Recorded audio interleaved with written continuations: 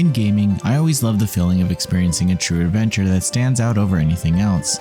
In the moments of playing, you are so immersed in the narrative and gameplay that time seems to just fly by. Developer Pixpill has captured my imagination in their newest adventure, Eastward, as they provide a genuinely standout gaming experience to all who play.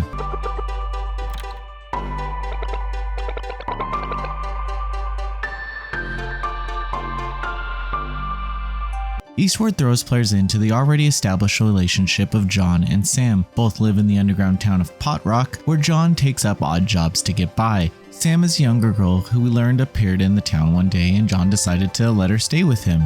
The opening moments establish that the outside world is pretty much hellfire, and anyone who goes out there will die. John is a silent protagonist and doesn't even have an expressive bubble above his head.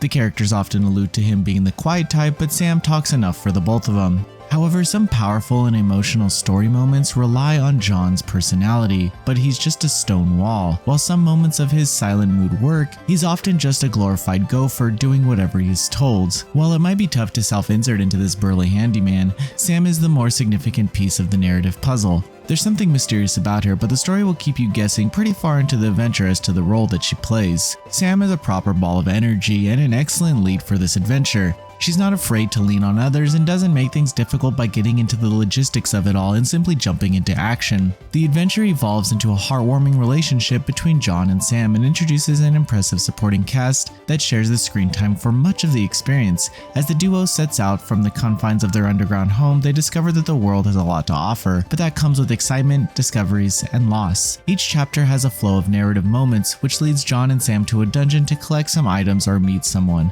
and then the chapter is capped off with more narrative. The dungeons are massive. They are filled with light environmental puzzles requiring players to switch between the two characters to get through some moments. Further, the game will even separate the characters in order to progress, which thankfully isn't overused. While getting through the dungeons, enemies will fill the screen. This isn't a standard action RPG, so there's no real benefit to clearing out the screen of enemies in each area unless you want the item drops. The enemies can be annoying though, as the plant-type foes will respawn, and others enjoy making your time in the dungeon a living hell by just throwing stuff at you. Still, it's par for the course of an adventure game and a lot of fun to take on the challenge. There are only a few standout boss encounters, with many of the early ones holding no significant weight on the narrative. As the player, you want to figure out the origins of Sam, but the in-game characters don't really know anything about that, so life goes on as usual until the true antagonist is revealed. John is the main attacker in dungeons, wielding a frying pan and a few different guns. At some point, these weapons are upgradable, but it's pretty surface level. The dungeon exploration is a huge part of the game, but the developers don't seem to want to frustrate you with dying since the autosave system kicks in at every entry. It gives you less to worry about as you focus on completing the goal and taking out obstacles along the way. Cooking is a huge part of the adventure as well.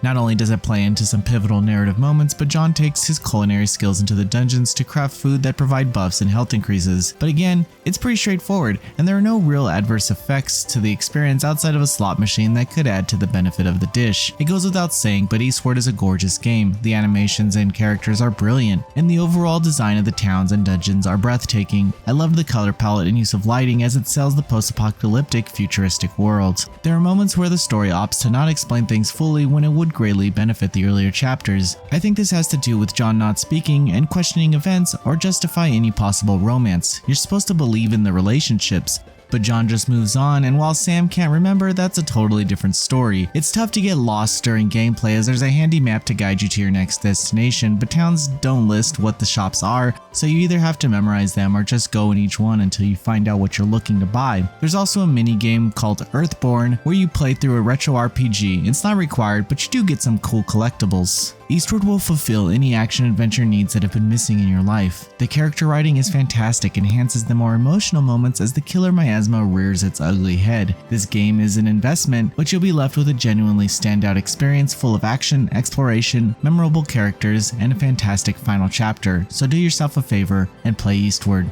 Noisy Pixel is giving Eastward a 9.5 out of 10. Thanks for watching. Please read the full review on noisypixel.net. Noisy Pixel is run by a group of gamers who work hard to deliver news, reviews, previews, and more. Please subscribe to keep up with all our future content.